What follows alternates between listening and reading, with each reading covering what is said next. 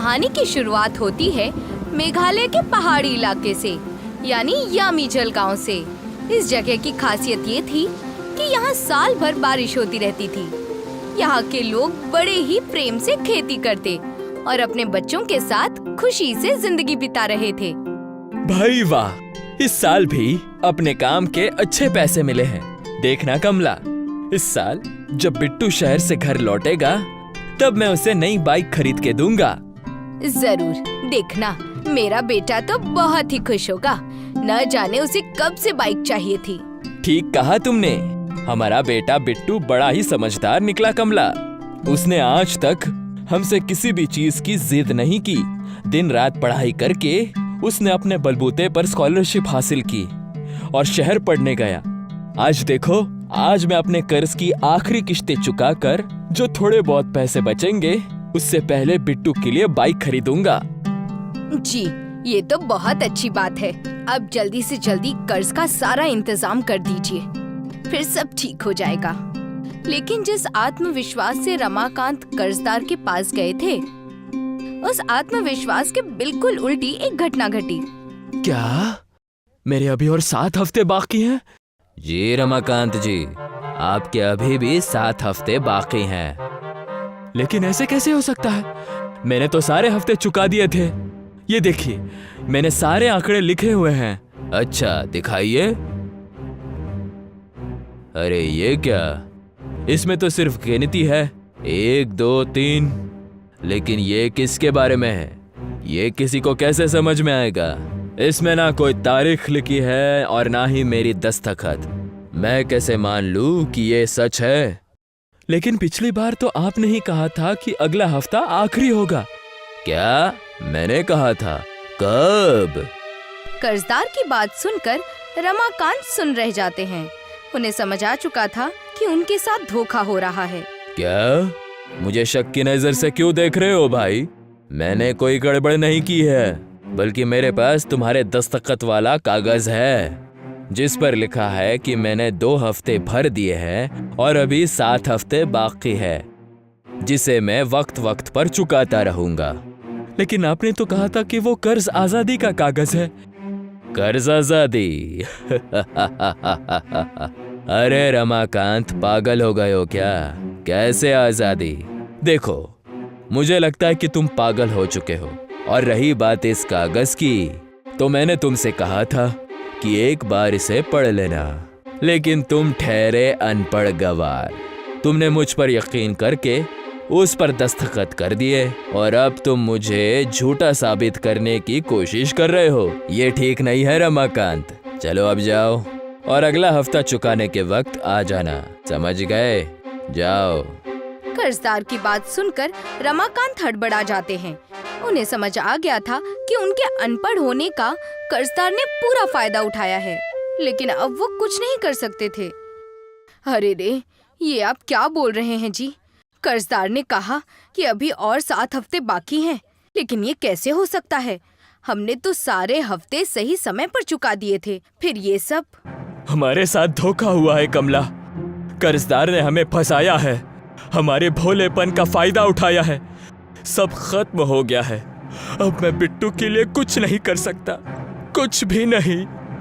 बेचारा रमाकांत कर्जदार के झूठे बर्ताव से पूरी तरह से टूट चुका था। वो अपने बेटे के लिए कुछ करना चाहता था, मगर उसका ख्वाब टूट चुका था। अब वो दिन रात इसी कर्ज के चक्कर में मायूस रहता।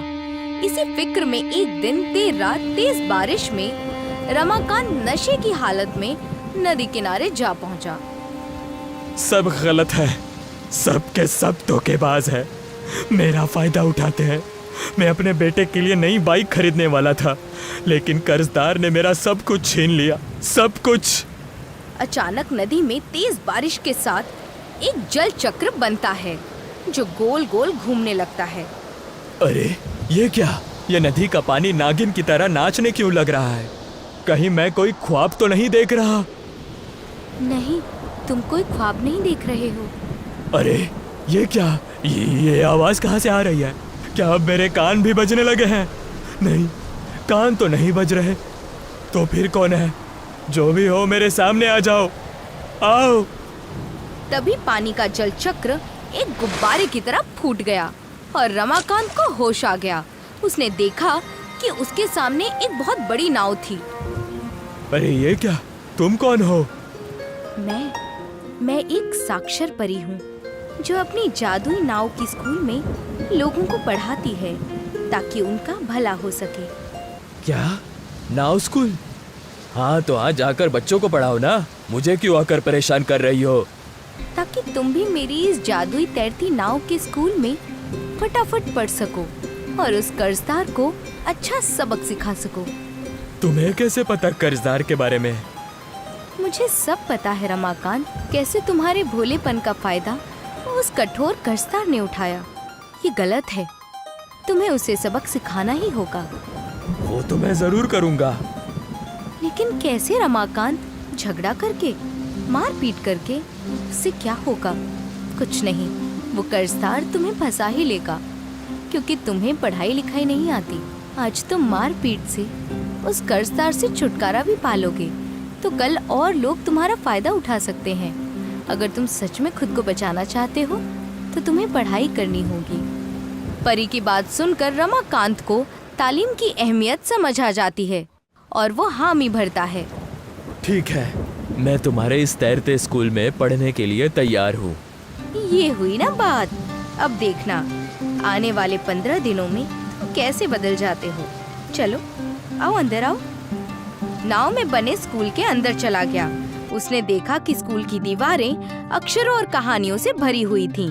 किताबें हवा में तैर रही थीं। पेंसिल और पेन इंसानों की तरह बातें कर रहे थे।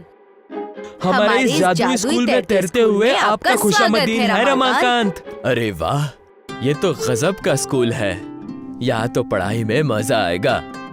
आखिरकार रमाकांत ने परी पर यकीन करके अपनी तालीम शुरू की और गजब हो गया। रमाकांत को तालीम अच्छी लगने लगी। वो रोज नदी के किनारे जाता, स्कूल में पढ़ता और उसे पढ़ाई से इतना लगाव हो गया कि वो नींद में भी पढ़ाई करने लगा। आसमान का मतलब है आकाश, जल का मतलब है पानी। अरे ये क्या बोल रहे हैं? नींद में पानी, जल, आकाश? इनकी तबीयत तो ठीक है ना? रमाकांत के सिर चढ़ा तालीम का भूत सबको हैरान कर रहा था। आखिरकार 15 दिन बीत गए और जादुई तैरते स्कूल के इम्तिहान में रमाकांत अच्छे मार्क्स से पास हो गया। रमाकांत, तुमने कर दिखाया, तुमने सब कुछ सीख लिया। अब देखना तुम्हें आगे चलकर इस तालीम से कैसे फायदा होता है। ये सब तुम्हारी वजह से हुआ। चलो अब हमारा सफर यहीं खत्म होता है। तुम्हें पता है ना कल तुम्हें क्या करना है? हाँ। रमाकांत ने इम्तिहान तो पास कर ली थी और अब उसे हर चीज की अच्छे से समझ थी। अगले दिन उसने उपभोक्ता फोरम में अपने साथ हुए धोखे की शिकायत की।